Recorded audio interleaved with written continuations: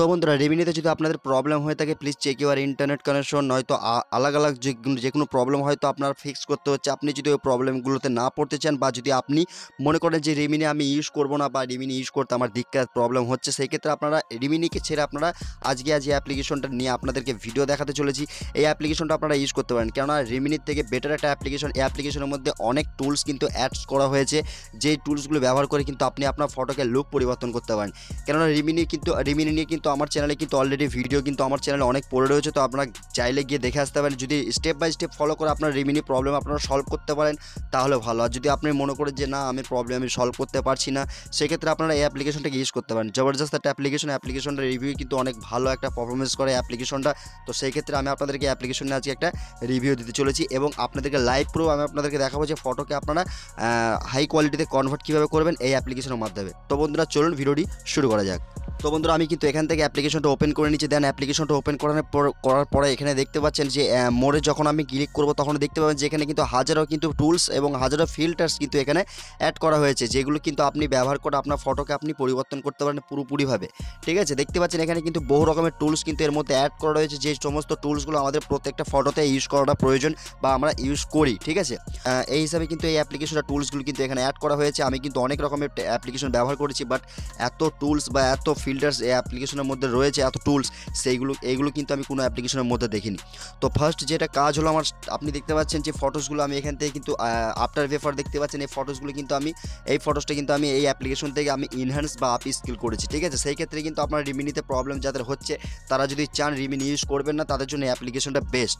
তো দেখতে পাচ্ছেন এখানে কিন্তু আপনি সর্বপ্রথম অ্যাপ্লিকেশনটা ওপেন করে নেবেন। অ্যাপ্লিকেশনটা ইন্টারফেসটা এমন থাকবে। ঠিক আছে, পর আপনি কী করবেন, এখানে দেখতে পাচ্ছেন অ্যাডে আপনি ক্লিক করে এখান থেকে ডিরেক্টলি ফটো আপলোড করতে পারেন, নাহলে কিন্তু এখান থেকে আপনি মোড়ে ক্লিক করে এখান থেকে কিন্তু আপনি দেখতে পাচ্ছেন এখান থেকে এআই টুলস রয়েছে, এখানে কিন্তু সব কিছু প্রসেস দেওয়া রয়েছে। ঠিক আছে, এআই টুলস রয়েছে, এখানে দেখতে পেয়ে যাবেন যে এআই আপস্কিলার। ঠিক আছে, তো এখানে আপনি ক্লিক করে দেবেন। দেন ক্লিক করার পরে choice A photo and start এখানে ক্লিক করে দেবেন। দেন এখানে ক্লিক করার পরে এখান থেকে আপনি আপনার গ্যালারি থেকে যেই ফটোসটা আপনি স্মুথ বানাতে চাইছেন, যে ফটোসটা আপনি মানে আপনার ফেসকে পুরোপুরিভাবে লুক পরিবর্তন করতে চাইছেন, সেই ফটোসটা আপনি এখান থেকে সিলেক্ট করে নেবেন।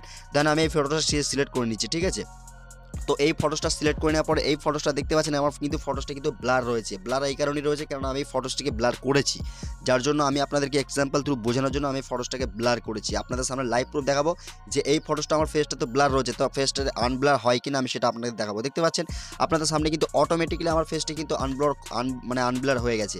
তো এবারে আমি এটা বুঝবো কী করে যে আমার আগের ফটোটা কেমন ছিল। আপনি স্ক্রিনে ট্যাপ করে রাখেন, স্ক্রিনে ট্যাপ করে রাখলে দেখতে পাচ্ছেন আমার ফটোসটা কিন্তু এইরকম ছিল। দেখতে পাচ্ছেন যে ব্লার রয়েছে আমার ফটোসটি পুরোপুরিভাবে।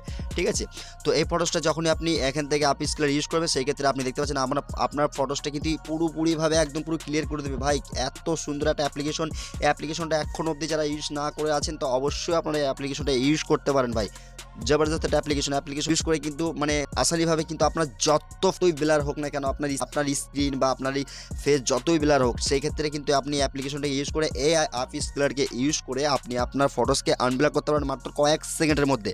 দেখতে পাচ্ছেন আমি কিন্তু এই ফটোসটা আমার পুরোপুরিভাবে ব্লার ফটো, কিন্তু আমি এই ফটোসটাকে ব্লার করেছি এই কারণে আপনাদেরকে বোঝানোর জন্য। তো আমি দেখতে পাচ্ছেন এখানে কিন্তু আমি ফটোসটা যে ব্লার করেছি এটা আমি কিন্তু এখানে আপ স্কেলার আমি আপনাদেরকে যদি আবারও দেখিয়ে দিই, দেখতে পাচ্ছেন এই ফটোসটা কিন্তু আমার এখানে অ্যাড করেছি পুরোপুরিভাবে ব্লার। তো আমি এটাকে কী করবো, আমি এটাকে আপ স্কেলারে ক্লিক করে দিচ্ছি। আপ স্কেলারে ক্লিক করার পরে এখানে দেখতে পাচ্ছেন আপনার সামনে কিন্তু প্রসেস কিন্তু শুরু হয়ে গেছে বা প্রসেস কিন্তু স্টার্ট হয়ে গেছে।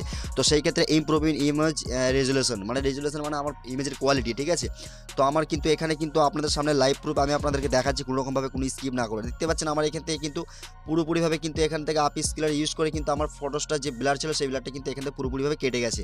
আপনি স্ক্রিনে ট্যাপ করে রাখেন, দেখতে পাবেন আফটার এবং বেফার। দেখেন আমার ফেস আমার পুরোপুরিভাবে ফটোসটা কিন্তু ব্লার ছিল, দেখতে পাচ্ছেন আমার পুরোপুরিভাবে এখান থেকে কিন্তু আনব্লার করে দিল এই ফটোসটা।